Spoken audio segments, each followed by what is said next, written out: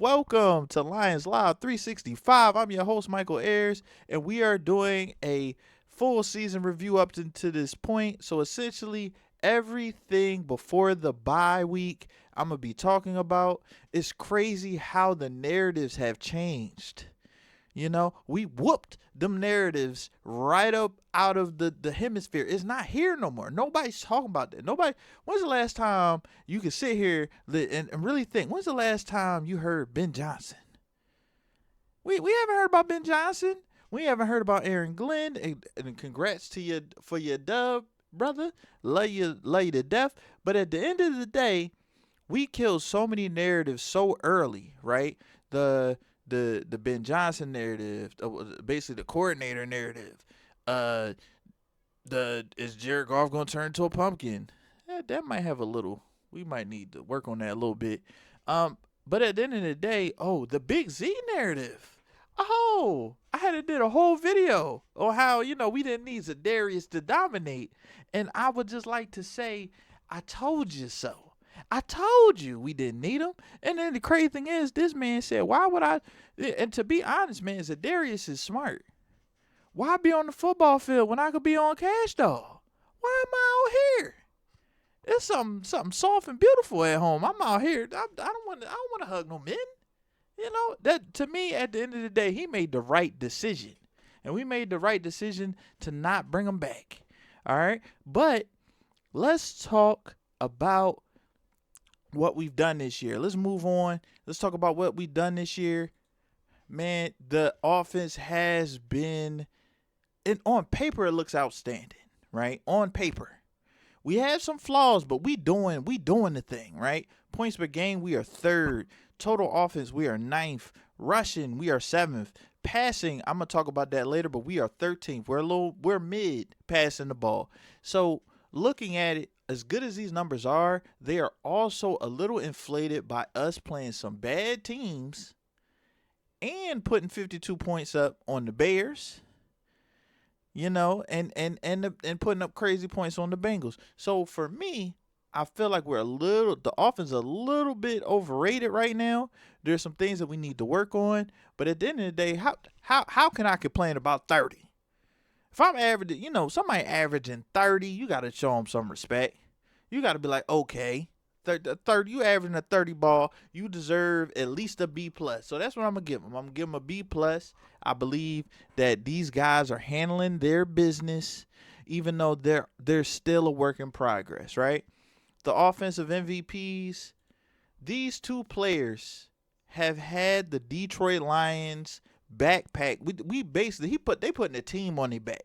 Amon-Ra St. Brown and Jahmyr Gibbs have literally carried us through the first 7 games of this season.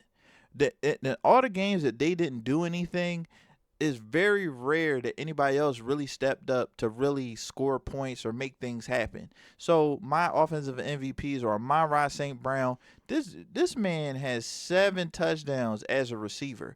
Jahmyr Gibbs handling his business, and I forgot to put his passing, his receiving numbers up here as well.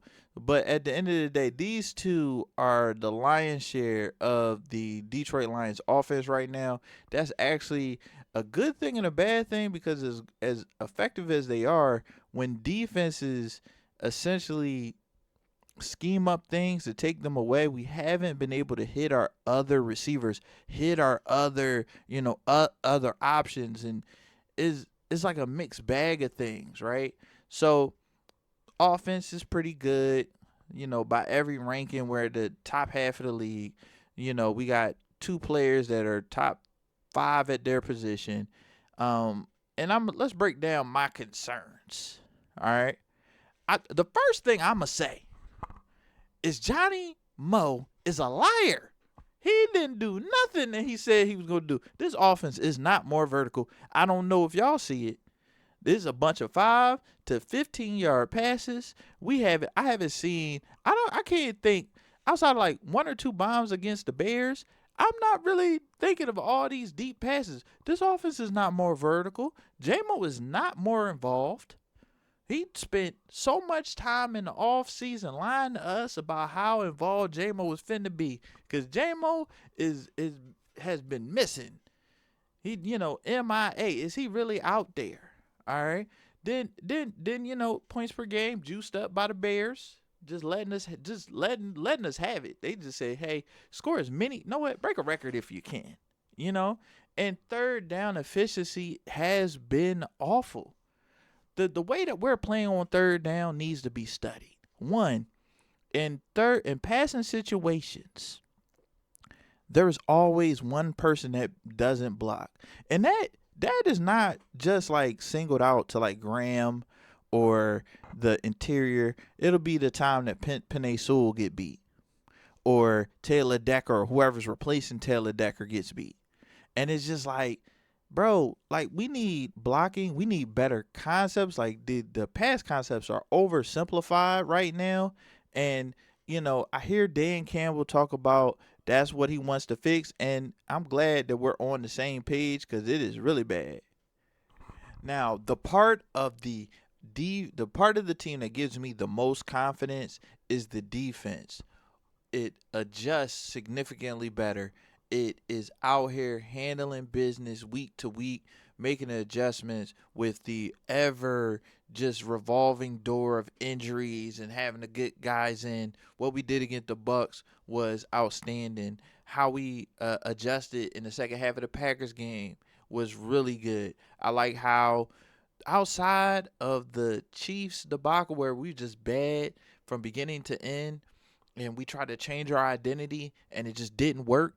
I love how we play defense. I love how we attack the passer. I like how we change up coverages. Kelvin Shepard is doing an amazing job. Aiden Hutchinson and them is handling their business. I am giving them an A minus because of the Chiefs game. Can't give them an A plus because of the first half of the Packers game. Can't give them an A plus. So I'm giving them an A minus. Points allowed, they're 11th in points allowed. They're only giving up 21 points a game. The total yards is 300 yards. That is 8th in the NFL, and they are handling business, and they are 6th in the league in sacks. For me, that is a sign of a defense that is on the verge of dominant, that if they keep piecing things together, can be a great defense. My main thing for them, we do need a little bit more edge depth, and I'm not talking like superstars. If we can get one, fine, but we need a little bit more edge depth, because at the end of the day, I love AQM. I am the president of the Al Quadin Muhammad fan club, but if he gets hurt and you're talking like, yo, we just gonna be out here with Tyler Lacey and what's his name? And I'm struggling for his name. Tyler Lacey and Tyrus Wheat. I'm gonna be a little I'm not feeling that. All right, I'm gonna be a little disappointed. Not only am I gonna be a little disappointed, but I can't believe in those guys. I love AQM. He's shown enough. I love Hutch. He's shown enough. Aleem is back. If we start getting healthy on the back end of this season, this defense can be outstanding. And there's no reason to rush anybody back. We have the Legion of Home. I know they went up against an injured Bucks offense, but at the same time, if they could just do their job, they can hold out long enough for our guys to fully heal, and we really make a serious playoff run. I am in love with the defense, man. Love it. Now let's talk about the defensive MVPs. The defensive MVPs, you probably could have guessed these two. Hutch with 6 sacks, got some forced fumbles, handling business, setting edges, dominating offensive lines. This dude is a monster. He is fully back. He's got his first step. He's violent hands. He's handling business as it needs to be handled. And then we got the human missile. This dude, Jack Campbell, is a barbarian. And I love Jack Campbell. He is out here. He's leading the team in tackles. He's getting tackles for loss. He's getting sacks, and I don't want to down his sack numbers, but he's getting a lot of those in like spy situations or just firing on a mobile QB. And that's one more thing I almost forgot about that. Kelvin Shepard has gotten rid of one of our biggest weaknesses, and that is how we contain mobile quarterbacks. And because we are forcing these mobile dudes, these guys that like to improvise, to always think about blitz protections, always think about, is that guy really coming? Is he a spy? Is he actually in the zone? Can I take this passing lane? We are getting to the quarterback, and I'm loving the entire time that these two are on the field. I believe both of these players should be Pro Bowlers, and I believe both of these players should be all pro.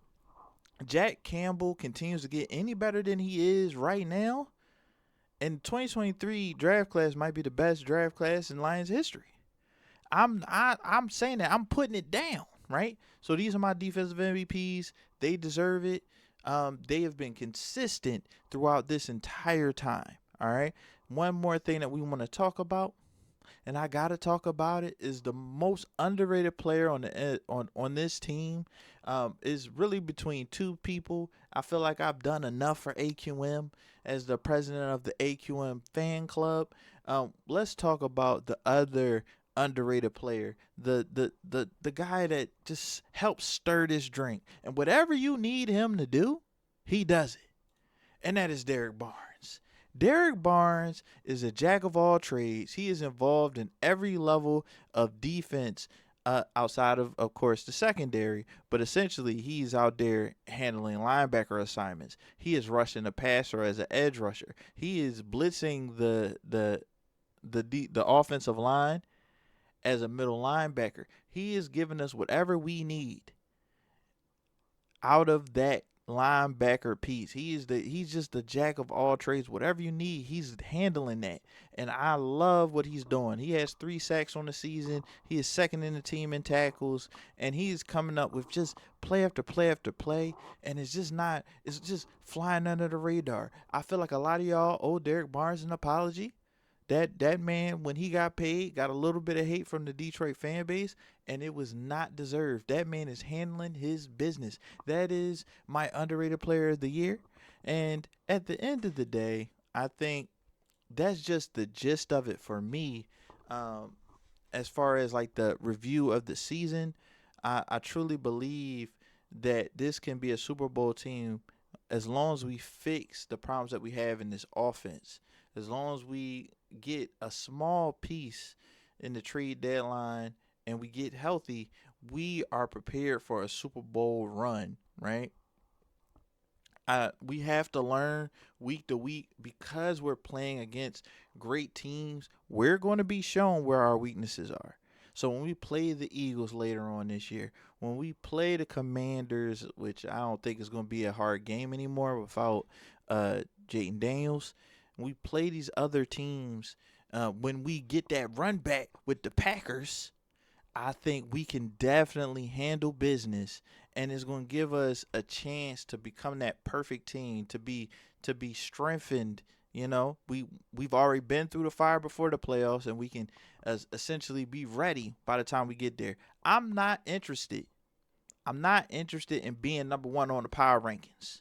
There's nothing interesting about that. All right. Let's go back. I'm not interested in being number 1 in the power rankings, bro. It doesn't matter. Nobody needs to be the best team week 8. I'm trying to be the best team the last week of the season. I'm trying to be the best team every playoff game. Okay. So what we need to do, we need to get our offensive line some experience. We need to fix our schematic issues, find ways to get other players outside of Amon-Ra the ball on 3rd and short and 3rd and medium, because teams are definitely ready for that. I feel like if Amon-Ra is used as a decoy more often to open up shots, that'd be perfect. I better see Isaac Tesla. You give up 3 third rounds not to play him? You better stop playing with me, bruh. You're not giving up 3 thirds for a dude that don't play. That is ridiculous. God, people missing Tim Patrick, but like Isaac Tesla don't even get on the field. When he's on the field, people don't block. We got to fix the block, and we got to fix the O-line communications. We're still struggling with that away. and I need to see that fixed. Demo, another thing, and I might just make this that I might just make it its own video. If Demo isn't going to be involved, uncomfortable conversation. Demo doesn't get involved. They have no point in having him here. You can't have a $10 million 7 snap guy. That doesn't make sense. And I love that dude, but it doesn't make sense. So we need to get all of those pieces humming just in case we need them later. And that's just how I feel. Like all of the things that I'm talking about, we still 5-2. We still in the playoff picture. We still hey, if we beat the Packers, we split with them, we'd end up having a better record. We're literally a Packer dub away. If we say us and the Packers didn't lose another game, and it came down to us versus the Packers, we win that game, we would be the number 1 seed most likely. So for me, we have the seeding advantage over the Bucks. We play the Eagles, we play the Packers. We have control of our destiny, and we just have to completely lock in, handle our business, fix our small issues, and we could be a Super Bowl team by the end of this year. All right? And whether it's game day, draft day, or any day in between, it's Lions Live 365. Please like and subscribe. Peace out.